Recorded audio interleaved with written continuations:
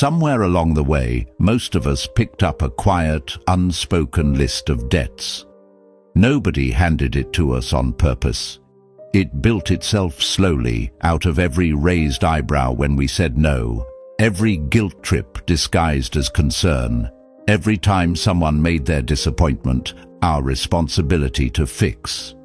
And now that list runs constantly in the background, keeping track of debts we never actually agreed to.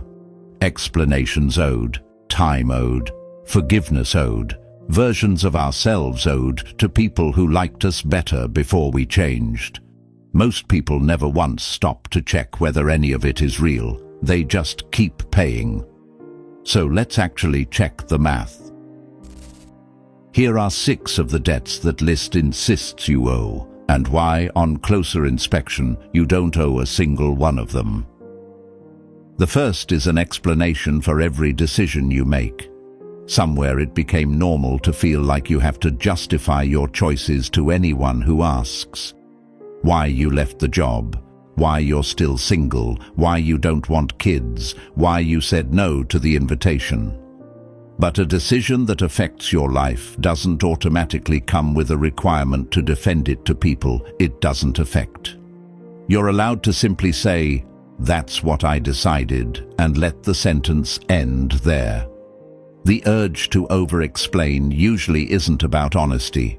It's about needing the other person's approval before you'll let yourself feel settled in your own choice. And that's a need worth noticing, because it quietly hands your certainty over to whoever's asking the question.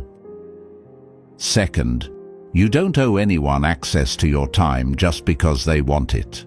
Time is the one resource nobody gets to make more of, and yet it's treated like the easiest thing to ask for. A quick call, a favor, just 5 minutes, stacked so high that entire weeks disappear into other people's requests before you've spent a single hour on your own life. Saying no to a request for your time isn't rudeness, it's arithmetic. Every yes to someone else is a no to something else you'll never get back, whether that's rest or a project that matters to you, or simply an evening with nothing demanded of it.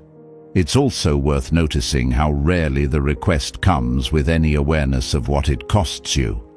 Nobody asking for just 5 minutes is thinking about the 4 other people who asked for the same 5 minutes that week, or the fact that by the time you add them all up, there's nothing left for the thing you actually wanted to do with your evening.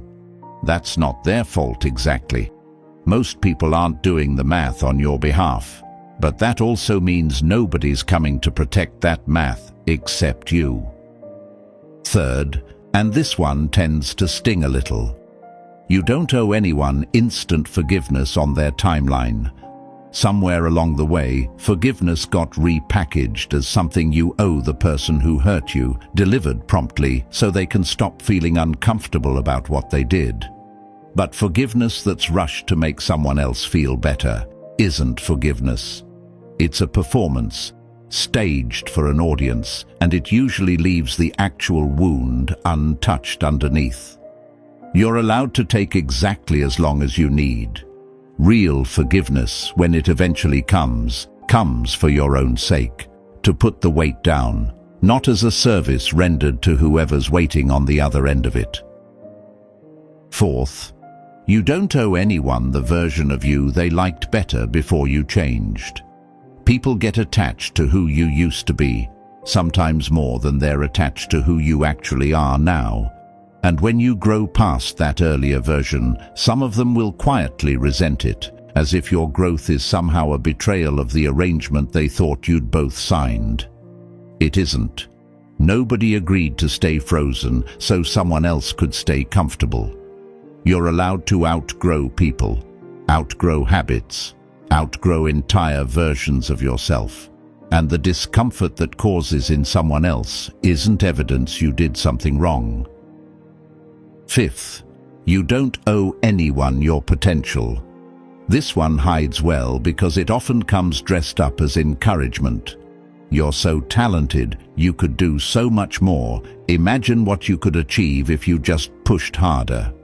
Said often enough, it stops sounding like encouragement and starts sounding like a bill, as if talent comes with an obligation attached, as if not maximizing every last bit of what you're capable of is some kind of failure owed to everyone who ever noticed it in you. Your potential is yours to spend however you actually want to spend it, including on a smaller, quieter life than the one other people had already pictured for you. It's worth asking honestly, who actually benefits when you chase the bigger version of yourself other people keep picturing? Sometimes it's you. Often, if you look closely, it's mostly them. The parent who gets to say their kid did something impressive. The friend who feels validated by association. The version of the story that's easier for other people to tell about you at dinner parties. None of that is a good enough reason to spend a life you only get once chasing an outcome that was really designed for somebody else's satisfaction. Sixth, you don't owe anyone your peace. This is probably the biggest one because it's the one most people give away without ever realizing they had a choice. Someone brings drama to your door and it suddenly feels like your job to absorb it, manage it, fix it, or at minimum sit there and let it disturb you as proof that you care.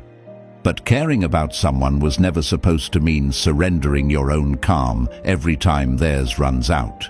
You can care about a person and still close the door when what they're bringing you isn't actually yours to carry. Protecting your peace isn't coldness. It's the one thing that lets you have anything left to actually offer anyone instead of running on empty and calling it love. Think about how often this shows up in something as ordinary as a phone call. Someone's upset, and within minutes their mood has become the whole room, and you're adjusting your entire evening around managing it, as though your calm was never really yours to keep in the first place, just something on loan, revocable the second someone else needed it more.